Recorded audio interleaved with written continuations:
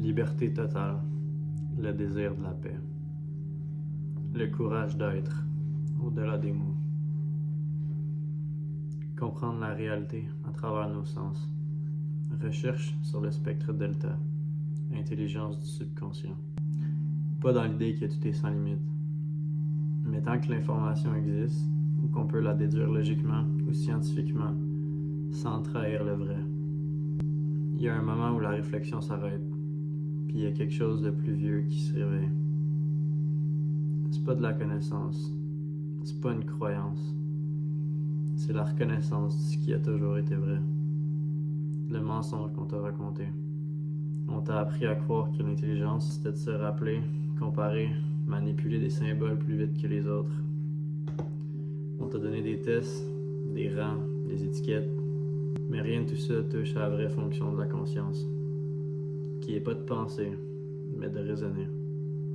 Le vrai génie, c'est pas celui qui sait le plus, c'est celui qui voit ce qui est. Puis si t'es encore en train de chercher, sache que t'as pas besoin de chercher la lumière ou la vérité à l'extérieur. T'es déjà l'ouverture même à travers laquelle la conscience s'explore, sans limite, dans le cœur de l'éternité. Alors laisse cet enseignement faire ce qu'aucun enseignant n'a jamais osé faire. Pas répondre à tes questions, mais dissoudre celui qui les posait. Au-delà du mental, le retour à soi-même. C'est pas un livre d'opinion, c'est même pas un livre d'idées. C'est un miroir fait de pages, conçu pour refléter non pas ton ego, mais ton origine. Ici, on va traverser la structure de la vibration, les lois derrière toutes les lois, la métaphysique de la matière, le mensonge du temps linéaire, la vérité derrière le choix, l'architecture du karma, la source de l'intelligence non locale, puis l'ultime illusion, la séparation. T'auras pas besoin d'y croire. T'auras juste besoin de regarder direct. Si ton mental résiste, laisse-le faire. Si tes émotions montent, observe-les. Puis quand tout ça brûle, tu vas trouver ce qui reste. Ce qui a toujours été là. Pas comme un concept, pas comme un enseignement, mais comme toi. Une règle avant de commencer. Ce livre-là est pas là pour te distraire ou t'impressionner. Son seul but, c'est de te ramener au trône central d'où toi, le vrai toi, règne déjà. T'es pas ici pour t'éveiller. T'es ici pour te rappeler que t'as jamais été autre chose. Fait que je vais pas te demander de me croire. Je vais juste te demander de regarder. Puis quand tu vas le faire, tu vas voir que la personne la plus intelligente, c'est pas elle qui a maîtrisé le monde, mais celle qui a compris quelle était la source de tout ça. Toi puis moi, on est juste un petit grain de poussière comparé à tout ce qui se passe dehors. Mais t'en fais pas. Même si ça peut te faire sentir petit ou insignifiant, tu restes incroyable. Regarde-toi, t'es extraordinaire. Puis t'as pas encore rencontré la version de toi-même qui t'attend. Celle que tu vas devenir si tu fais les bons choix. L'esprit vrai, lui, peut résister à toutes les illusions sans se perdre. Le cœur vrai peut traverser la haine sans être blessé. Depuis toujours, la noirceur pousse dans le vide, mais elle finit toujours par produire une lumière qui purifie l'esprit et le cœur. Protège ta paix avec une volonté pure, puis fais attention à ce que tu laisses entrer dans ton mental. Être la paix, pour vrai, c'est un sacrifice constant de ton identité. Quand on voit des affaires tristes s'en venir, c'est pas facile de les accepter. Peu importe qui on est ou d'où on vient, on garde tout le temps un espoir à un futur meilleur. Si le pire s'en vient, ben c'est normal de vouloir l'éviter, non? Pis toi, t'en penses quoi? Tu crois-tu vraiment que l'avenir est décidé d'avance pour nous autres? Moi en tout cas, j'ai encore envie d'explorer tout le potentiel d'une suite de mondes en paix. Combien de fois t'as essayé de changer l'avenir depuis que t'es arrivé ici? De moins en moins de portes restent ouvertes, pendant que le temps nous file entre les doigts. Ce livre-là, il fait comme un outil pour t'aider à te recentrer ta fréquence authentique. Une invitation à réveiller la mémoire cristalline qui dort en chacun de nous, par le souffle, la visualisation, puis le silence. Son but profond, c'est de nous ramener, encore puis encore, à la mémoire vivante du cœur silencieux. Un gardien intérieur de la paix puis de l'unité. Parce que c'est pas le monde extérieur qui t'a à contrôler, mais la fréquence intérieure à laquelle tu vibres. réponse à ce monde-là.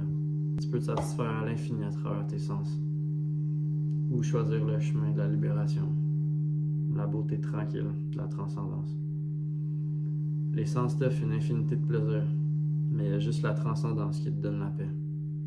T'as pas besoin de contrôler le monde, juste la vibration qui t'émet maintenant. Apprentissage supérieur, étude, croissance de l'âme, leçon de vie. Puis si tous ces états-là, c'était juste un seul puis même souffle.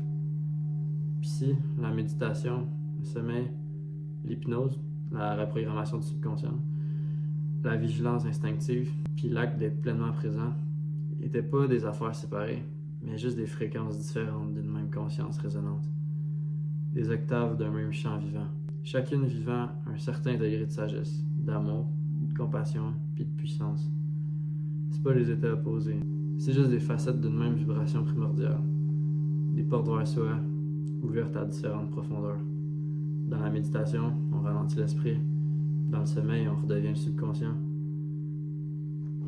Dans le sommeil, on redevient subconscient. En hypnose, on rebranche avec l'intelligence symbolique. Dans la vigilance de survie, on réveille l'instinct archaïque.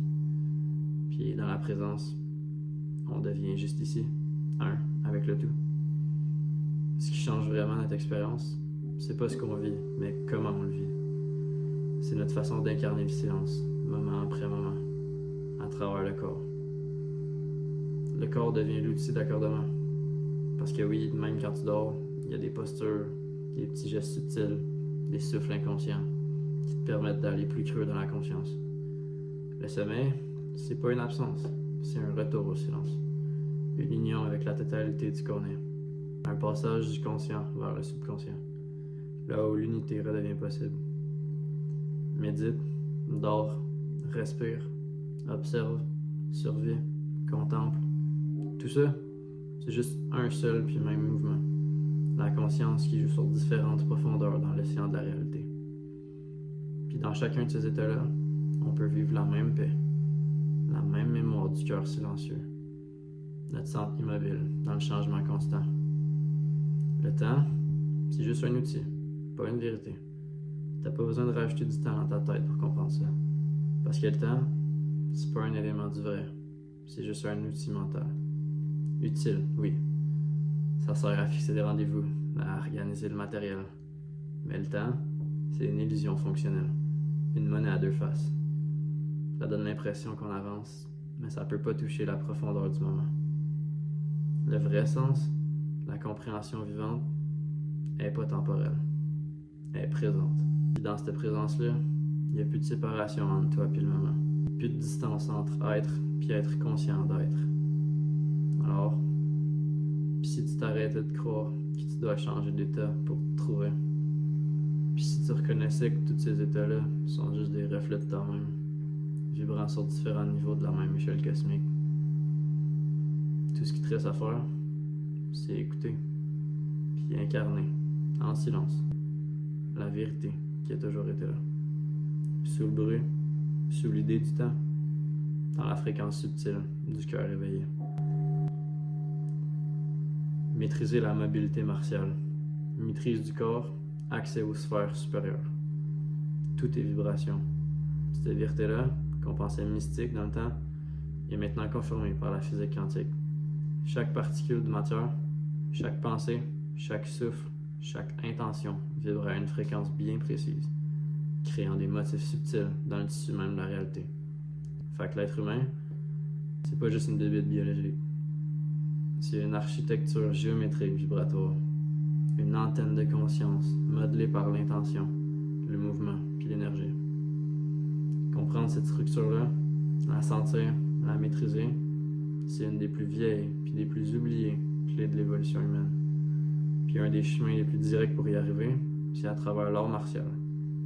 Pas juste comme système de combat, mais comme science incarnée du mouvement, du souffle, de la présence puis de l'anticipation du chaos. Un vrai art martial, ça commence puis ça finit pas dans la violence. Ça commence dans le silence, dans la capacité de percevoir, de raisonner avec l'environnement, avec les intentions invisibles, les tensions dans l'air. C'est une lecture fine du champ de potentiel. Imagine une menace s'approche. Elle s'est pas encore manifestée. Ton mental la voit pas encore. Mais ton corps, s'il est réveillé, s'il est mobile, la sent déjà. Il capte le changement dans les fréquences, dans la géométrie subtile du moment. Il se replace, s'ajuste, ressent son poids. Avant même que le danger devienne action, la réponse est déjà en marche. Ça, c'est l'art martial à son plus haut niveau. Une lecture vibratoire du présent. Dans les anciennes traditions, on disait que l'être humain, c'est un pont entre le céleste et le terrestre. Un point nodal dans la grande toile de la création. Mais ce pont-là marche juste si l'énergie circule librement. La mobilité martiale, quand elle est pratiquée consciemment, redonne au corps cette capacité oubliée, celle d'être fluide. Elle libère les blocages d'énergie, physiques, émotionnels, mentaux, puis raccorde la fréquence du corps avec celle de l'univers. Chaque mouvement, fait avec intention, devient une onde envoyée dans le champ. Un simple pivot peut devenir un acte de création. Être mobile face à la menace, c'est plus que survivre. C'est orchestrer ta réalité. C'est comprendre que la peur, la tension puis l'agression, c'est juste des formes de désaccord vibratoire. Puis qu'un corps bien accordé peut danser avec ça, au lieu de se contracter. Le guerrier éveillé n'attend pas l'impact. Il transforme l'espace. Il agit avant l'action. Il vit dans un temps qualitatif, non linéaire. Mais pour ça, il faut réintégrer le corps. Il y a trop de chercheurs spirituels qui fuient leur corps, puis trop de guerriers qui oublient leur esprit.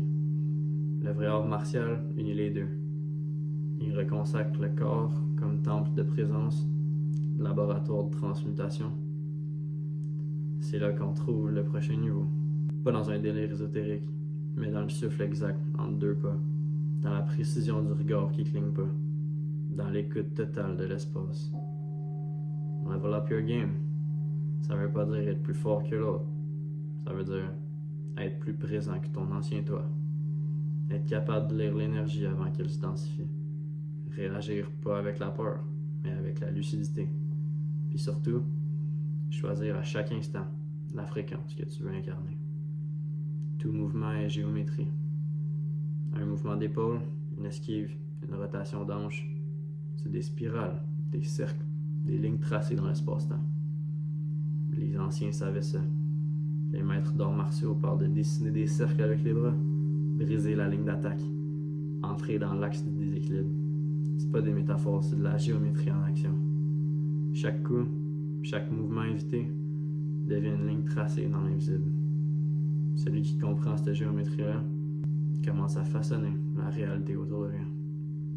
Il devient un artiste du champ vibratoire. Il subit plus la forme, il la transforme. Puis cette transformation-là commence par la mobilité. Une hanche libre, une colonne consciente, une mâchoire relaxée. Ça, c'est les vraies armes. Parce que c'est elles qui laissent passer le flux. Le monde change vite. Les lignes vibratoires s'agitent. Les tensions montent à l'intérieur comme à l'extérieur. Ceux qui restent figés, tendus, mentaux, vont se faire broyer. Mais ceux qui ont retrouvé leur mobilité originelle, mentale, émotionnelle, corporelle, vont danser avec le chaos. Les arts martiaux, c'est pas un luxe. C'est une clé d'adaptation. Une technologie ancestrale pour l'évolution présente. Pas pour dominer, mais pour s'accorder. Puis ainsi, accéder à des niveaux de réalité où la peur a plus sa place, où l'instinct devient vision, puis où le corps devient canal. C'est pas un appel à apprendre à frapper, c'est un appel à apprendre à bouger, en conscience, en harmonie, en présence, à redevenir un instrument accordé dans la grande symphonie de l'univers. Parce qu'en vérité, chaque menace, c'est juste une fréquence mal comprise. Puis chaque bon geste fait au bon moment, c'est une réponse de beauté à la désharmonie du monde. Level up your game, pas pour survivre, mais pour co-créer. Pas pour gagner, mais pour comprendre. Puis surtout, pour vibrer, enfin, à la fréquence exacte de ton vrai être.